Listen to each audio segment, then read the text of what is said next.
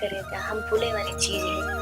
हम तो चाहते हैं तू उनसे शादी करे। देखो समाज का कहे उसे हमसे ना, तू भैया और भाभी के अलग कही दे।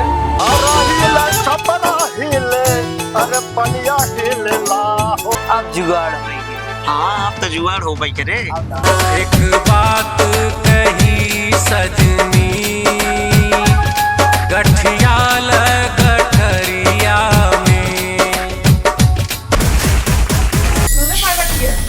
कल तक हमारा खाना ना मिला ना, देख तो का हाल करी तो खा ले। कमीनी, धोखेबाज।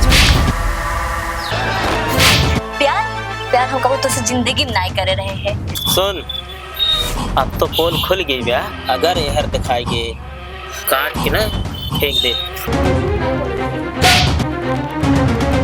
जाने कितना बढ़ाई दिला फील हो, मन करी कितनो मने नहीं दिल हो।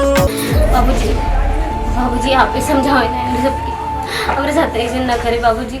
देखा तो माई अपने पुरखा पुरानिया गहना गुड़िया साड़ी पहन के कितना झमकावत है ना। हमार बोलू एका जिन बोलू तो हाल लाट प्यार ना एका खराब कह दिए।